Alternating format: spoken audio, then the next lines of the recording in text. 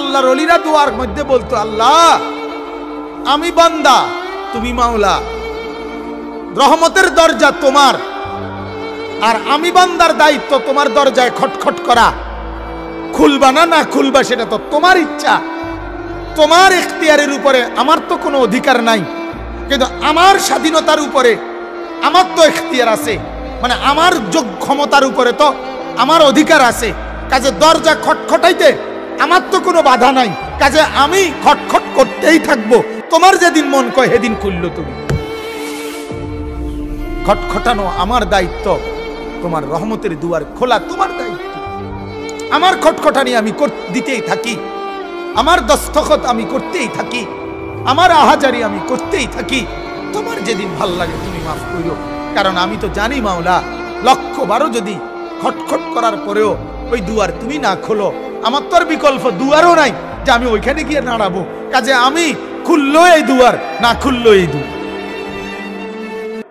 কি বলে, মালিকের দুয়ার ছাড়া আমার আর কোন দুয়ার আছে? ওয়ালা ইয়াগফিরুদ যুনুবা ইল্লা আনতা।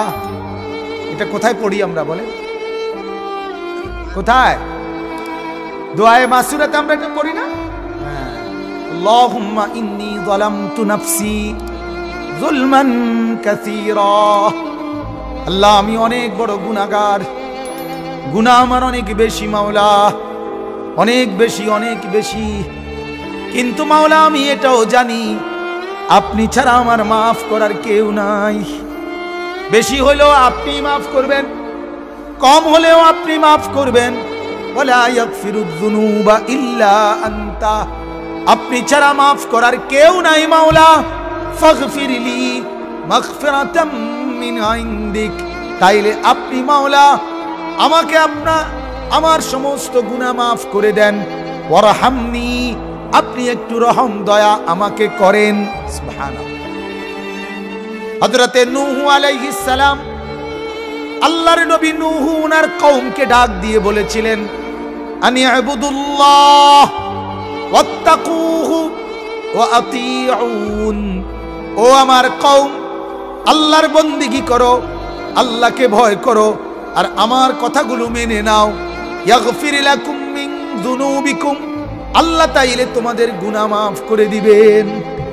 আল্লাহর নবীকে বলছেন বন্ধু, আপনি বন্ধু বলে দেন, ফাত্তাবিউনি ইউহিব্বুকুমুল্লাহ ওয়া ইয়াগফির লাকুম যুনুবাকুম।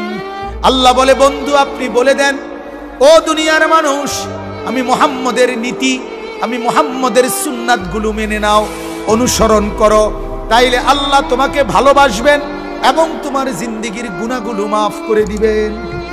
তাহলে কত জায়গায় কতভাবে আল্লাহ বলছে। আরেক আয়াতে বলছে, ও নবী, গুনাহ করার পরে আমার বান্দারা যদি দৌড়াইয়া আপনার কাছে আসে, আপনার রওজার সামনেও আসে, আর চোখের পানি ফেলে আপনারে যদি আগে বলে, ও নবী আপনি কদ্দুর কন না আল্লাহ রে, আল্লাহ জানে মাফ করে দেয়। আর আপনি যদি আমারে বলেন, আমি ওয়াদা দিলাম আপনি বলতে দেরি, আমি মাফ করতে দেরি করব না।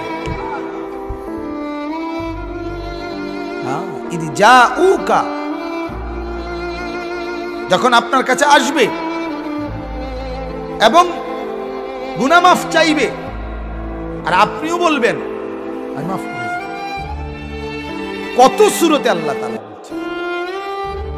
এজন্য আমার বাপ, এটা আমার প্রথম সিদ্ধান্তের কথা, আল্লাহ তাআলার দয়ায়, আল্লাহ তাআলার রহমতে, আল্লাহর পছন্দে, আল্লাহর মায়ায় আমরা এখানে হাজির হতে পারছি। ঠিক কি না বলেন? এটাই ছিল কথাটা, যে এটাই যে বসতে পারলাম, এটা আল্লাহর দেওয়া তৌফিক। আর এটা যেন আল্লাহ চাইছে, যা তোরে আমি জোর করে বসাইছি বান্দা, তোরে জান্নাত দিতে চাই, দেখোস না এনে বইয়া নেক আমলের একটু সংকল্প কর, গুনাহ ছাড়ার একটু হিম্মত কর, আমার জান্নাত আমি তোরে বুঝাই দিই। আল্লাহ আমাদেরকে বুঝার তৌফিক দান করেন। আল্লাহ আমাদের কলিজার মধ্যে আখিরাত মহব্বত দান, আখিরাত ভুলে যায়।